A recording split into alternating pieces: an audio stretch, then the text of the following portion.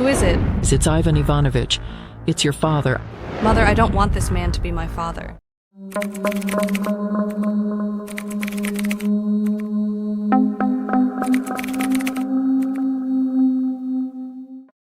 The dinner was splendid. Svetlana, stupefied by the abundance and variety of food, finally lost control of herself after drinking several glasses of French champagne. Her head swirled sweetly, bells rang in her ears, and all anxious thoughts flew away somewhere. He'd said everything would be all right, hadn't he? And she believed it. And how not to believe, when there was such splendor around and such confidence in words and deeds. Ivan was rudely gallant, and so ridiculous in his endeavor to appear refined and well-mannered.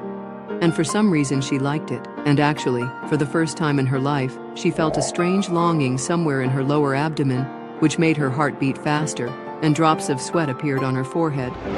She'd never felt anything like it before, and she was getting more curious by the minute about how it would end. How else do such evenings end?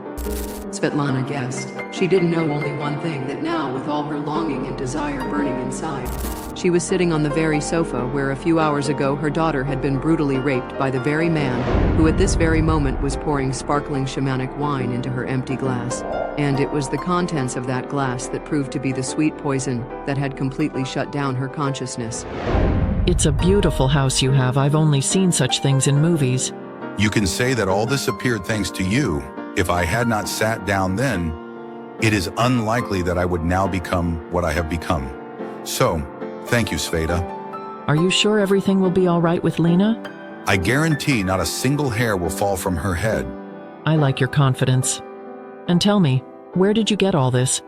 A house like this, fine food, servants? You were just a simple kid from a working-class family. Everything comes with experience.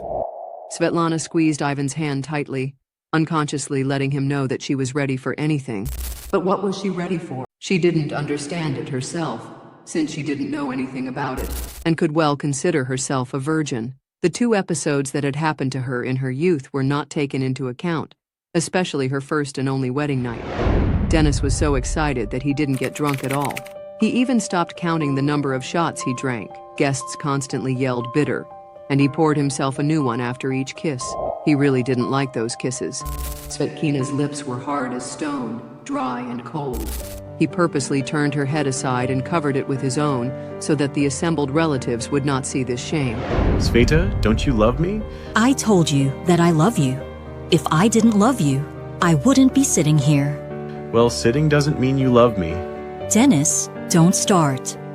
Let's go dancing. The whole evening seemed endless, not only to him but to her as well. They both waited fearfully for the inevitable denouement. But Svetka was most afraid. She was afraid of her deception. She felt sorry for Dennis, but even more sorry for herself. What if she couldn't do it? What if the pain that had not subsided would make itself known and would not allow what he was waiting for to happen? Questions did not give her peace, and she wanted to finish this prolonged foreplay with shouting, dancing, and vodka. Drunken guests with greasy jokes and hooting long ran after the car, which finally took the newlyweds to meet their fears. The parents' bedroom was ready. Down feather beds, mountains of starched pillows, patterned linens. The bed was waiting. Without taking off her dress, Sveta sat down on all this splendor, pulled her veil out of her hair, and tossed it aside. Well, let's give it a try. Let's try it. They fiddled with her dress for a long time, and only after tearing off a few hooks with meat did they manage to pull it off over her head. Svetka sat in her panties and bra in the middle of the crumpled bed, fixing her ruined hair, which, because of the abundance of varnish, did not want to be fixed. Dennis stood next to her and shamefully covered himself with his shirt. Dennis flicked the light switch and the bedroom went dark. He climbed onto the bed and crossed his legs and sat down next to Svetka. They sat opposite each other, eyes downcast, not knowing where to begin. Finally, he made up his mind, gently ran his palm over her face, and moved closer to kiss her. Let's not do that. Just do your thing. Here it was, the moment he had waited so long for, dreamed of all his life. Now what he had been laboring for so long and agonizingly long for would be accomplished. He would possess her. How many times he had done it in his dreams, and how pleasant and sweet it had been.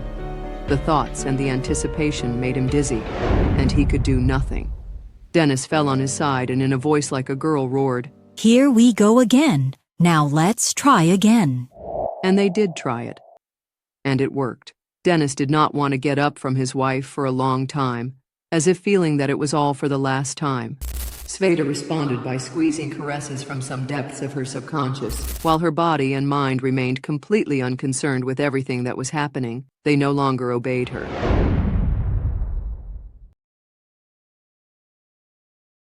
Teresa raced the car through the city, ignoring the signs and traffic signals. Dima, clutching her seatbelt with his hands, occasionally glanced at her concentrated face, hesitating to start a conversation. I've been dreaming about you all these days. I thought I'd arrive and the first thing I'd do would be to see you. And then business. All you want to do is fuck. As you see, business is more important. I wish I'd known it would turn out like this. Nobody knew. And no one knows how it's going to end either. Dima looked at her warily. He didn't like those words. He was already so much worried for these days, and here it is and how it all started. He wanted this holiday of life to continue indefinitely, and he rushed to Budapest not to help Andrei, although it was not canceled, but to meet his beloved as soon as possible. And this was not at all how he had imagined this meeting. There was no one from the guards in the entryway. This surprised Teresa. She silently opened the door with her key and tiptoed into the apartment, and at the same second Lena came out of the bathroom wiping her head with a towel. They bumped into each other and screamed hysterically from surprise and fright. God, you scared me. Come in, I'll be right there. She's settling in a little too well for a kidnapped woman. Don't talk nonsense if you don't know anything. Lena comes out of the bedroom and first thing she does is throw her arms around Dima. I missed you so much. Where's Andrei? Is he here? Yes. We flew in together, but he went. Anyway, he'll be here soon. Where could he have gone? To her place. Lena, don't worry. Judith had nothing to do with it. He went to Monty's. To talk. Don't lie to me. I'm tired of these lies. Let go. Well, look. Monty's here and Andrei's not with him. Monty enters the apartment and looks around at the whole group with a smirk. Interesting meeting. You asshole! The blow from the cane went straight to his groin. Dima yelped and fell to his knees. Monty swung again, and the cane head crunched into the back of his head. Everything around him was plunged into a ringing darkness. Who do you think you're fighting, you bitches? I didn't expect you to be such a bitch, Teresa. Why do you need that bitch? Do you realize what you've done? She could have been clean and beautiful, working for her own pleasure, and now she belongs in a brothel, where she'll be fucked from morning till night by ugly men. Have you thought about yourself? Do you realize you're no longer a citizen? I don't need you anymore. Mr. Molnar, I'm sorry. Why do you need my forgiveness? You apologize to her. You apologize to your stupid friend who decided to scare me. He's been feeding fish in the Danube for a long time, and you'll follow. Monty pulled out his cell phone and dialed Attila's number. Where are you? Going into the office. Let's get to the apartment quick. There's a problem here. We've got to solve them. Lena couldn't make out a word of what was said, but the way Teresa reacted to the shouting made it clear that things were bad, and they would be bad not only for her but for everyone else. Monty looked at Lena, and he couldn't tell whether it was more love or hate. He was sorry to lose such a gem that could have been the centerpiece of his collection, but notions overrode common sense, and he had already said goodbye to her mentally. That's it, honey. You're no actress. Now you'll be a common whore. Let us go, please. What have we done to you? What have you done to me? You ruined my life. Why the hell did you come after me? I was living my life, minding my own business, and here you are. I hate you. What about Andrei? Tell me. There's nothing wrong with your Andrei. Everything's fine. Forget about him. Attila has already decided everything. Did you kill him? Lena tried to get up, but Teresa grabbed her arm and yanked her sharply toward herself. At the same instant, there was a terrible crashing sound, and Monty's face, turning into a bloody mess, went flying in different directions.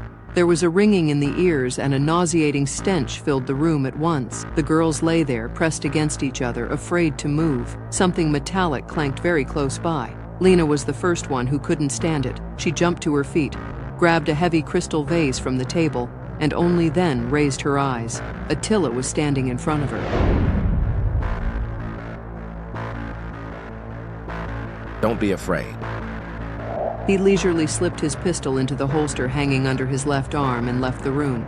Teresa, not realizing anything, rushed first to Dima lying on the floor and put her fingers to his neck. His pulse was audible.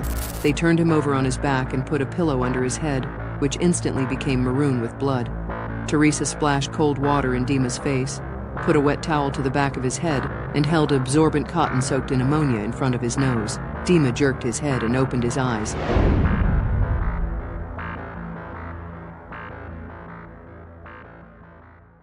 The phone call caught Attila at the very entrance to the office, and the last words he heard from Monty came through the receiver as he entered the lobby.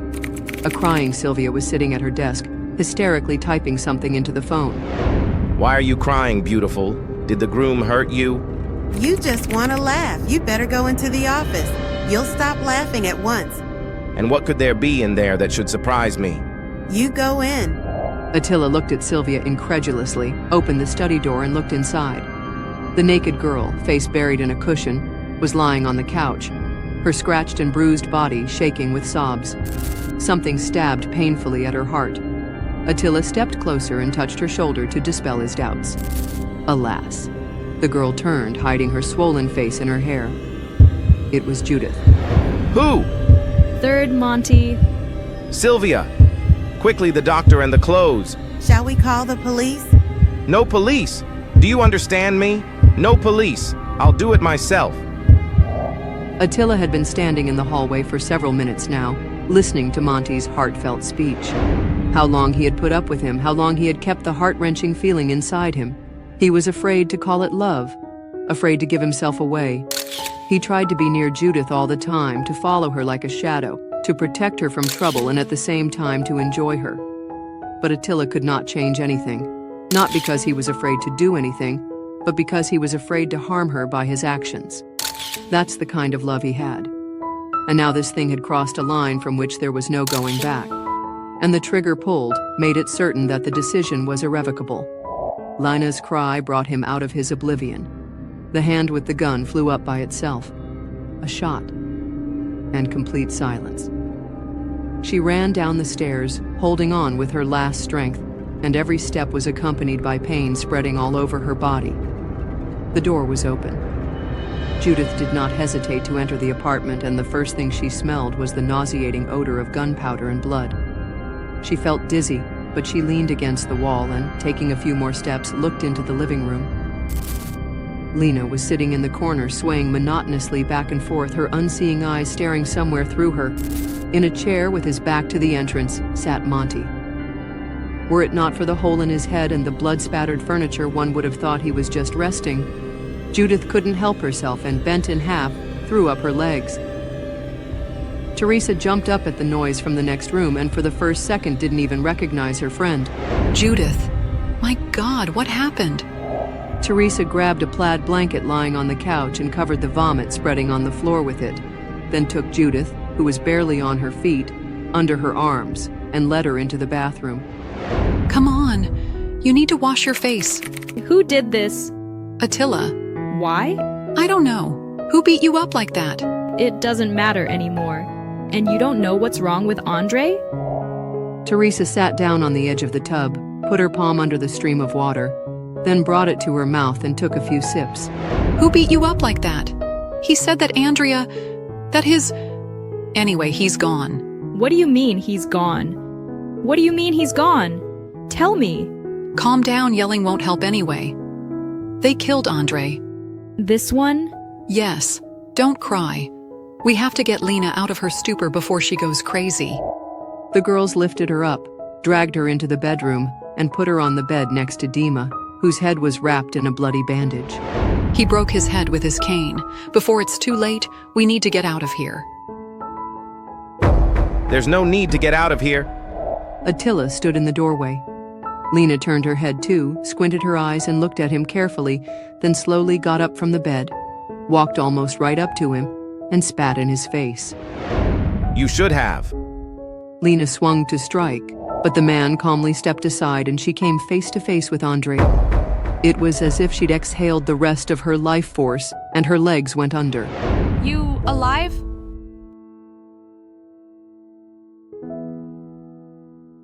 Svetlana Vladimirovna ran around her daughter's apartment, not knowing what to grab onto to make it even cleaner and cozier. The kitchen smelled fragrantly of food, the floors sparkled with cleanliness, the curtains exuded the smell of freshness. She was really happy, doubly happy. Lena was coming back and love was coming back. For many years, she had believed that God had acted unjustly, depriving her of this happiness. And now it has come. It was a hard road. Especially hard were the last days, but everything turned out the way she wanted and the trouble passed by. Lena is fine. They're flying in today. Well, you see, I told you so. My God, how happy I am. Already from the doorstep, Svetlana Vladimirovna poured all the accumulated emotions on Andre and Lena. She hugged and kissed, fed them almost from a spoon, asked questions, kissed again, and did not take her eyes off her daughter for a second. How she had changed these days. She's grown up or something. She had a different look in her eyes, a little thinner, and all this time she had only one desire, to tell about her happiness, to gossip in a woman's way. Would she understand? Andrew, dehydrated from the abundance of delicious food, stealthily left the living room and settling down on his favorite sofa fell asleep. For the first time, he did not think about anything. Everything was behind him, and there was no point in remembering those moments when he woke up in the trunk of a speeding car after being hit with a stun gun. His hands and feet were bound, his mouth taped shut. What was to follow? I didn't even have to make anything up. He tried to twitch and scream, but it was useless. His body wouldn't listen. Finally, the car stopped abruptly, the door slammed, and then silence. For some reason, Andre started counting, sure that these were the last minutes of his life. Tears rolled down his cheeks and burned his eyelids. 185, 186, 187. Suddenly, the trunk lid opened, and a bright light blinded the already blind eyes. A knife blade flashed. Andre clenched his eyes even harder. Everything. Is it really over? Someone grabbed him, pulled him out of the trunk, and ripped the duct tape off his mouth. Andre wiped his eyes slick with dried tears and saw Attila in front of him. Come on, do your thing. You fool, I'm not a killer. I'm a friend. Attila took him by the arm and dragged him behind him into the entryway. It was only now that Andre recognized this yard. This was where Judith lived. Where are you dragging me? Go. Be silent. Andre stood behind him, and with the corner of his eye saw the terrible picture. He was afraid to turn his head. Everything was already clear. And suddenly Attila abruptly stepped aside, and directly in front of him, Andre saw Lena's eyes. At first they were full of anger, burning with some fierce fire, then instantly changed, filled with surprise, incomprehension, and delight. But immediately blurred, and he barely had time to pick up her collapsed body. Mom, your eyes have become so intense. I don't remember them shining like that before. Only lovers have such eyes. And I have fallen in love. Really? Yes, in love. Lena, you can imagine. I turn out to know how to love. And who is this lucky man? We've known each other since high school. He loved me, I loved him too, but I married someone else. So, Lena, I met your father again. Your real father. That's news. That's wonderful. Have you forgiven him? I forgot all about it long ago. When will you meet him? Well, today it's too late, but tomorrow we'll definitely go to him. He has such a house. Svetlana smiled and, to hide her embarrassment and avoid further questioning, began to put away the dishes. She was fiddling in the kitchen and didn't hear her cell phone ring. Lena picked it up from the table, looked at the screen where the caller's photo was displayed, and with a change in her face, tossed it aside. Lena, someone's calling. Bring me the phone, please. Who is it? It's Ivan Ivanovich. It's your father. Mother, I don't want this man to be my father. They cried and sat hugged for a long time. And Lena, without hiding details, told her mother everything that had happened to her. And from what she had heard, Svetlana Vladimirovna, somewhere deep down in her soul, began to gradually extinguish, and then finally extinguish that faint flame, which a few days ago had melted her icy heart, and now it was once more shackled by coldness. Having lost the rest of her strength and wasted all her emotions, Lena fell asleep on the sofa. Her mother covered her with a plaid, turned out the light, locked the apartment, and already on the street dialed Ivan's number. And I was expecting you tomorrow. I wanted to do it now. Let's go to the bedroom. Are you all right? How's Lena? I'm fine. Let's go. Maybe some champagne? There's no need for champagne. Come on, I'm waiting. Svetlana took her time undressing, folded her clothes neatly on a chair, and lay down on the bed. Ivanich was frightened by this determination, but also excited at the same time. After the third time, having finally lost his strength, he fell on his back and instantly snored. Svetlana stood up carefully so that the bed did not creak, took her pillow and, covering Ivan's face with it, piled on top of him with all her might, waiting until his body stopped twitching.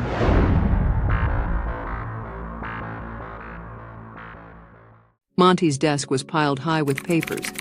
Several men were methodically walking around the office, opening all the cabinets, pulling out drawers, pulling out folders, and scrutinizing their contents.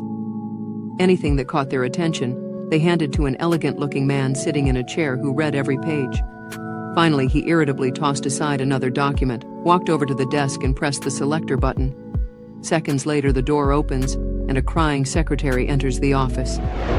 Sylvia, I don't believe you know nothing about Molnar's will.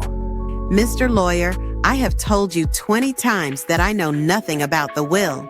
The chief never said anything about it. He never gave me any instructions about it.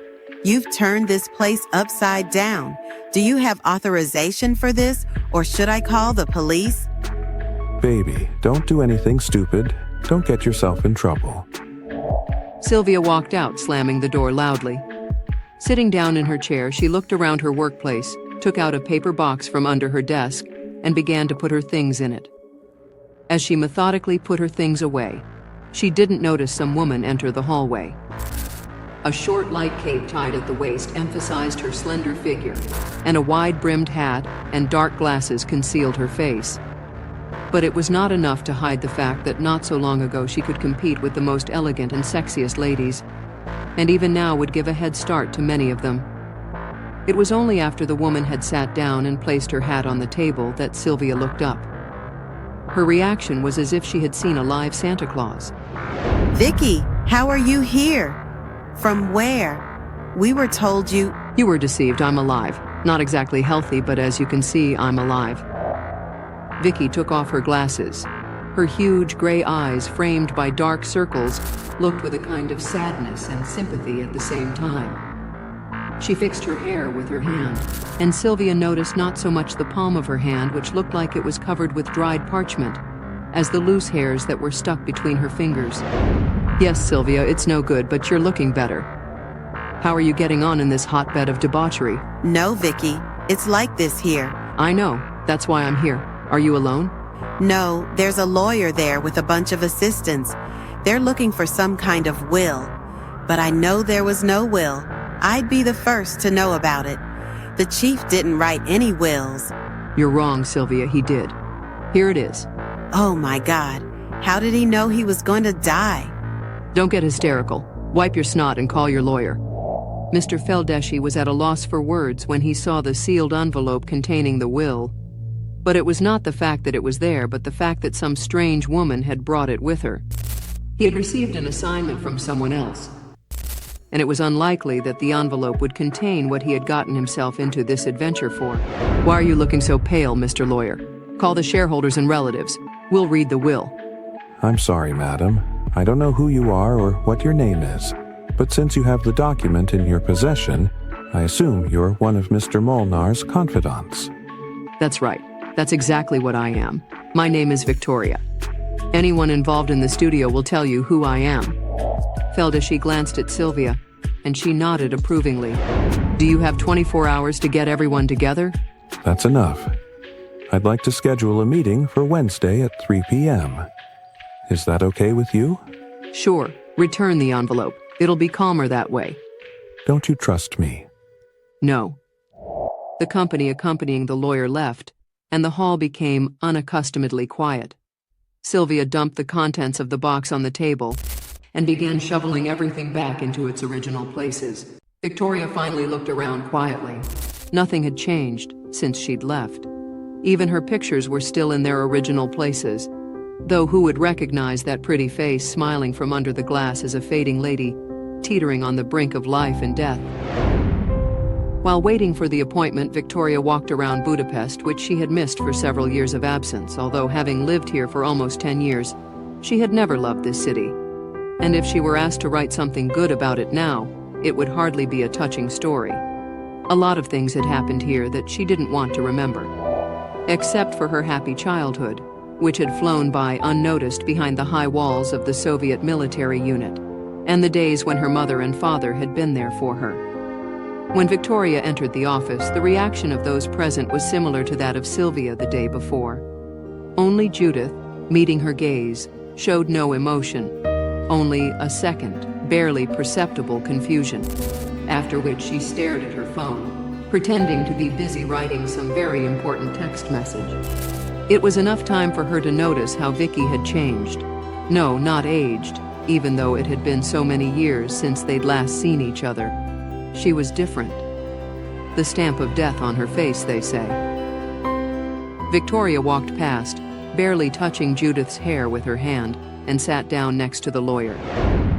I hope everyone here doesn't need to explain why we are gathered here. Mr. Molnar's will is there after all. I don't know how or why this document ended up in Victoria's possession, but the fact remains. I hope you know her. Victoria placed the envelope, sealed with a notarized sealing wax seal, on the desk and slid it toward the lawyer. There was dead silence in the office, broken only by the sound of tearing paper. Feldeschi extracted a sheet from the opened envelope and, coughing, began to read. Istvan Molnar, being of sound mind and bright memory, wish to inform you that in the event of my death, and since you are reading this, I am dead after all my movable and immovable property, bank assets, copyrights to all my films, and ownership of the studio, I transfer to the man I have always loved, but whose life I have made hell. Let this be my request for forgiveness, an atonement for the sins I have committed before God and before her. I know there are those in this room who are hoping to get a fat piece of fat Monty, but I'm going to disappoint you. You're not going to get anything. I won't bore you, though you've probably guessed who I'm writing about. For those who don't understand, I'll tell you that the heir to everything is the one who kept this will, my love and my angel, whom I betrayed and whose love I ruined. The lawyer tore his gaze away from the will and looked at those present. Everyone but Victoria sat stunned, having heard clearly not what they expected to hear. He took the prepared documents out of the transparent file, wrote in the missing items, and silently placed them in front of Victoria. She took a pen and without hesitation wrote at the top, "I renounce everything in favor of Judith Polgar." She put the date, signed and returned the documents to the lawyer. "Mr. Feldeschi, please authenticate them, make them public, and let's call it a day. I have a flight tonight."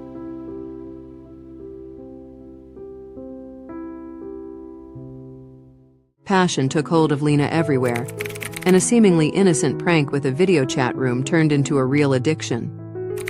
Lena, like a drug addict, was constantly looking for an opportunity to get a new dose of pleasure, because what she had with her husband was no longer satisfying. The fact that Andrew also became different she of course noticed, but the one who brought discord to their love was far away, and it is unlikely that they will ever be together. Little by little, everything would be forgotten. But where would she go? How to live a life torn by passion? The camera on her laptop beckoned her, and the feeling that hundreds of thousands of people on the other side of the screen were watching what she was doing. Lena could almost physically feel how they were enjoying themselves at the same time with her, and it turned her on so much that nothing else could replace this feeling. comparable to the euphoria of a star standing on the stage. The only annoying thing was that Andrew was always sitting at home and simply prevented her from realizing her fantasies. Those minutes when she was able to break free from his embrace, catastrophically lacking. And even those, to put it mildly, troubles that happened to her recently did not affect the desire to get what she wanted so much. There was no strength to fight it. Mom, and our dacha has not yet completely collapsed? No, everything's all right there. And why do you ask? You've never been interested in the dacha. You almost never went there. We want to go with friends to grill kebabs. Can you give me the key? Lena noticed that something was wrong with her mother after their last conversation. She kept hiding her eyes, fidgeting, talking confusedly, obviously thinking about something else. Mom, you're not going to see that man again? Forget about him, forever. Svetlana Vladimirovna lowered her head and began rummaging through her purse, took out a bunch of keys and, almost breaking a fingernail, removed the longest one from the ring. Here, take it. Just be careful there. Don't break the lock. And please, no fires, because I know how your kebabs end. Mommy, we're being careful. The place was certainly not as cozy and modern as their apartment, but that was the least of Lena's worries. Lena turned on the computer. The chat page that loaded was a mass of unread messages with lots of exclamation points, emoticons, kisses, and pictures of giant dicks. She was clearly wanted, liked, expected.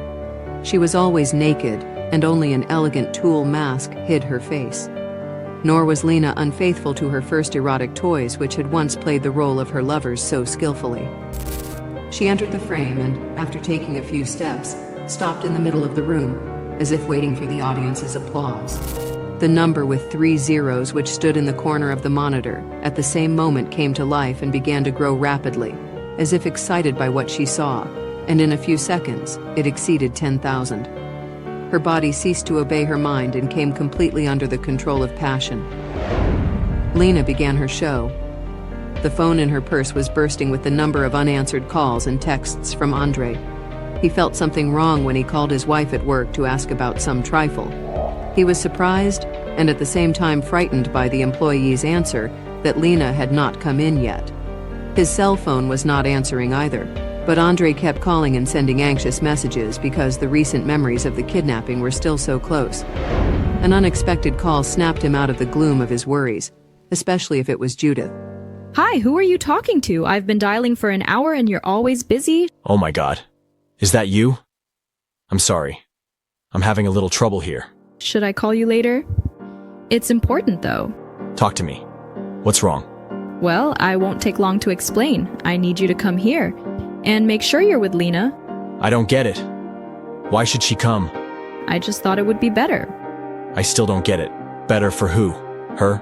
You want her to go back to the place where she was almost killed? Why? I really need you to come over. There's a new movie. I want you to direct it. I'll take care of Lena. I promise she won't remember a thing. I'll give her such a tour that she won't have time to think about bad things. Don't push it. Talk her into it. You're putting me in a stupid position. Why can't I come myself? What's the big deal? Please do as I ask. I guarantee Lena will be happy and you'll make good money. It's a high-budget movie with good royalties. I've already booked a hotel and tickets. So I can't get away with it? Yes, I'm looking forward to seeing you. Okay, send me the details of the reservation. By the way, when is the flight? Tomorrow. Wow. We don't have time to think about it. No. And don't forget my request. Kisses. There were short beeps in the receiver, but Andre continued to hold it near his ear. The anxiety from which this unexpected call had distracted him returned. But before he could even think of anything bad, he was stunned by a loud ringing tone and jerked his hand away. The phone slipped out of his palm and fell to the floor, shattering into pieces. Andre quickly put the battery back in and snapped the lid shut. A minute later, the screen lit up, and the call rang again. It was Lena. Why are you disconnecting? It was an accident. The phone fell down. Where are you? I've called 100 times probably. What happened? Nothing happened. I'll be there soon and then I'll tell you everything. Are you all right? Yes. Don't worry. Can I pick you up somewhere? There's no need. I'm already on my way home. Lena made sure the phone was off, put it in her bag and went back to the room, where the computer was already bursting with a myriad of enthusiastic comments and calls to continue. She was clearly in no hurry to go home.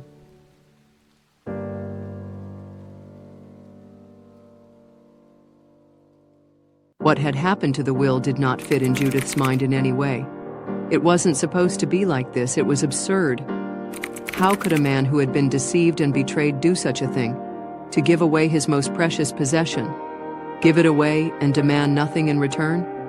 It was disturbing and frightening. And when the doorbell to her apartment did ring, she braced herself for the worst. I knew you'd come. What are you so pissed off about? Do you have anything to drink? Cognac, okay? Go ahead, just don't spike it with poison. I don't have long to live anyway. You've got some jokes. Who told you I was joking? Judith glanced furtively at Vicki. And indeed, everyone was sure she was long gone, Doctor. Duresh had accidentally let it slip. Suddenly, this ghost had materialized and made such a show of it. She pulled a bottle from the bar and filled glasses. To Monty, do you understand why I did what I did today? I guess I do. I'm sure Monty would approve of my decision. You're the only one of this rabble who can keep the studio going and continue what we started, especially since you're not the last person in my life. What kind of manager am I? I can't deal with the cockroaches in my head. You will. You'll make it up to me, and him. Vicki turned around. Judith took her hand and squeezed it tightly. Their gazes met, and there was such sadness and hopelessness in them that it was hard to suspect a lie. It seemed as if a second more and their bodies would come together in a passionate embrace, that everything would be as it had been before.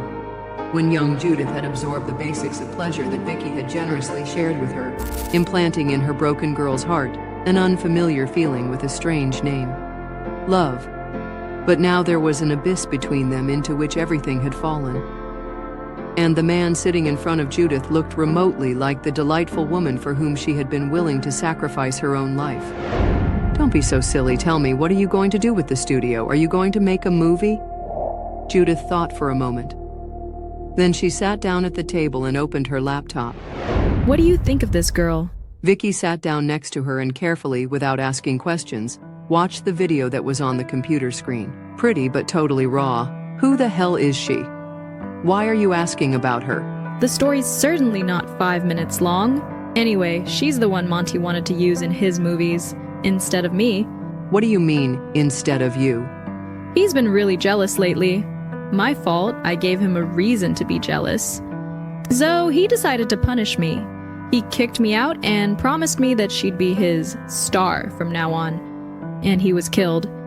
You don't know what's better for you. A live Monty and you're screwed, or a dead Monty and you're golden. But that chocolate didn't come from him. It came from you. I can't even imagine what would have happened if Attila hadn't shot him then.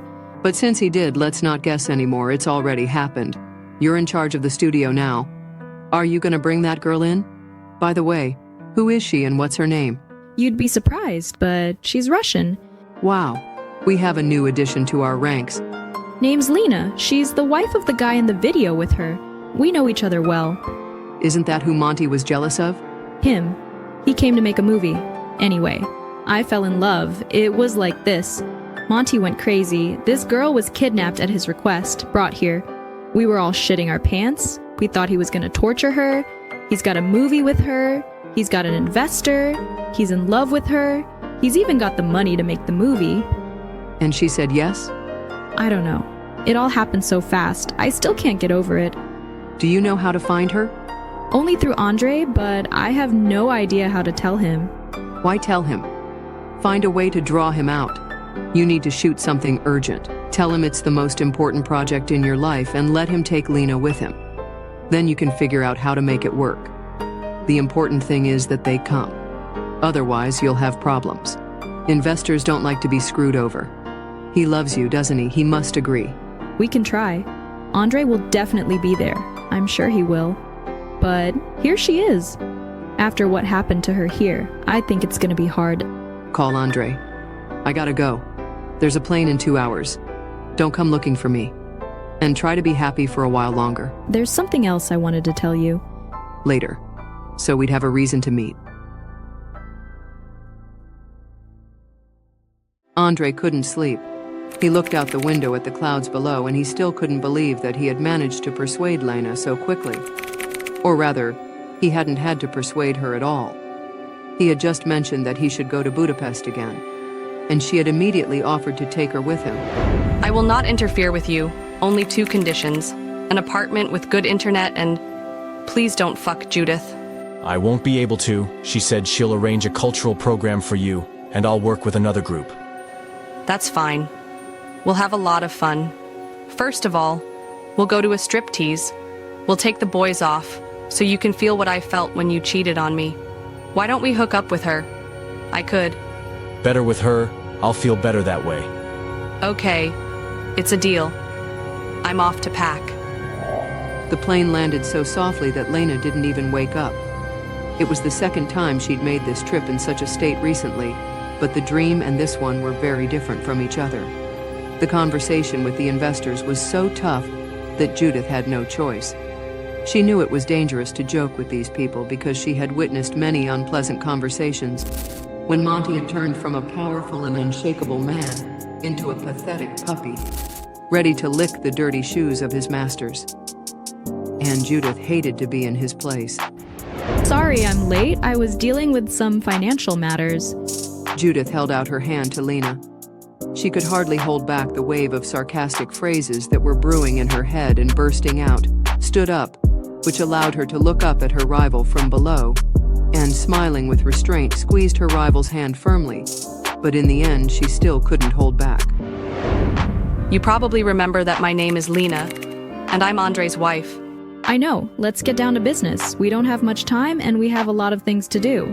Judith handed Andre a folder on the table. Here's the information on the movie. Sylvia is aware of everything and will take you to the studio right now while we whisper with Lena about our plans. Just like that, from ship to ball, no dinners and no long talks. Without admonitions and stories about what the movie should be, who's starring, and so on. Yeah, why drag it out? Men work, women rest. Sylvia, we're done. You can check out. The bewildered Andrew lingered in the doorway of the office, cast a perplexed glance at Judith, but without waiting for any response, went out. A few seconds later, the sound of a car driving away came through the open window. Now that we're alone, I'd like to talk to you seriously. Can we switch to you? Of course, since we're almost family. Actually, I'm not going to arrange any cultural program. You're here because Monty wanted you here and because I want you here. What the fat bastard wanted, I know. What do you want from me? Judith unfolded the laptop. Lena expected to see anything but this. On the screen was a video of her chatting. Where did you get this from? Say thank you to Monty. He's the one who found and identified you. And the trouble is, he was given good money for you. Now there's no way I can jump off this train. I don't have a choice. Then you don't have a choice. I don't know how you're gonna feel about this. Maybe you're gonna run away, maybe you're gonna get in my face, but either way, if you say no now, this video will be given to Andre and I'll send a copy to your mom. I'm sure they won't like it. Don't think I'm blackmailing you? No, I'm actually blackmailing you. I could give you a few hours to think about it, but what's the point? So I'm asking you a direct question. Would you be willing to do porn? And to make things easier for you, if you do, I'll do it with you. I'll show you everything, I'll tell you everything, I'll help you. What do you say? Lena had said yes to herself a long time ago back then, during her first visit to the set with Monty. The mere thought of it excited her to such an extent that she had no strength to hold back. But how to expose her hidden feelings to the public? How to cross the line of public morality? And what, after all, Andre would say, and even worse, what her mother would say. What difference does it make? Where do I have to sign? I assume that's a yes? Well, it's not like I ran off and ripped your face off, even though I had every right to. I adore you. You must forgive me. I was so tired of it all that Andre seemed to me than some angel of purity. I'll be your angel now. Where shall we start? I like your approach to things. And we'll start with a routine. And what is routine in this difficult case? A formality without which you can't get on set. You have to take tests and go through a full medical examination. If you mean tripper, syphilis, AIDS, I think in my case there will be no problem. Well, that's good. Then I'm calling the clinic. I can imagine my first night with Andre after work. We'll have to fake it. By the way, you always fake it during filming, don't you? It depends. But in most cases, yes. Personally, I didn't consider it sex at all. I'll be honest with you, just don't take offense, okay? I had my first orgasm with your Andre. The night was strange. Lena and Andre were lying on a huge hotel bed, and if it weren't for the surrounding darkness, their gazes would have given them away.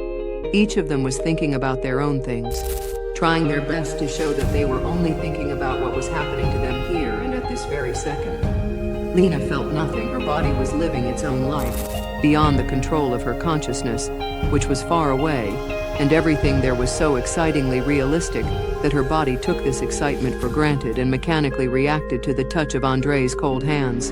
That's divine. You were simply marvelous. It was my best sex ever. Can we do it again? Let's save our strength for tomorrow. Let's do it. Lena kissed her husband on the cheek, and slipping out from under the blanket, ran to the bathtub. She turned on the water and turned in front of a huge mirror. Resting on the very floor, began under the warm stream of the shower to quickly wash off all these lies.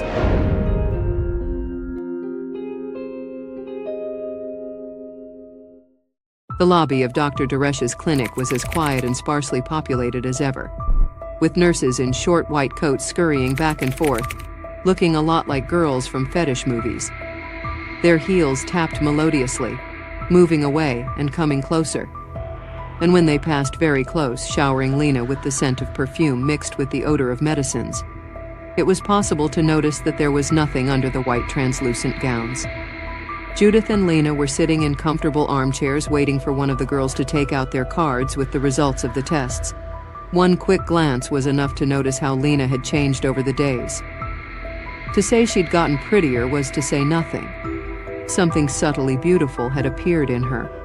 And it wasn't new clothes and not flashy makeup, not changed hairstyle, and not sparkling clean skin. It was her eyes. There was no sadness in them anymore. They glowed with the expectation of a miracle. When the door of the office opened and Dr. Duresh appeared on the threshold, Judith stood up excitedly, because this had never happened before. He never came out to his patients. It was above his dignity. Ladies, please come in to see me. Just the two of us? Yes, just the two of us. Lena, come on. He's inviting us to his place for some reason. Is something wrong? The hell he knows. Let's go. The girls sat down across from the doctor and he placed the legibly written medical report forms in front of them. Judith looked at her own sheet, afraid to touch it. I don't understand anything. Explain what's going on. Mr. Duresh, let's have no foreplay. I think you won't be able to film anytime soon. Diagnosis. I don't know how to tell you. Tell it like it is. Judith, explain at last what's going on. I don't know what you're talking about.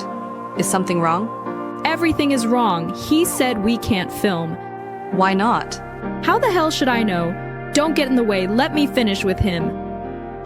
Doctor, don't drag it out. Why can't we film? What contagion have you found in us? I don't think it's an infection. Then why? The fact that you're pregnant. Pregnant how? Usually like all women are. Don't you know that sometimes you have it? If you don't tell me what happened, I'm going to leave. Now, one more question for him. Is she pregnant too? Yes, I said you. How far along is she? 3 weeks, and anticipating your next question, I'll tell you right off the bat that she's exactly the same due date. It feels like you were conceived practically on the same day. What? Tell me. We're pregnant. Oh my God. How? Are you stupid? Don't you know how it happens? And I thought it was me that was sick after the sushi. I thought I was poisoned. Stupid. But here's how it turned out. Oh, moms, and what to do now? What do? Give birth.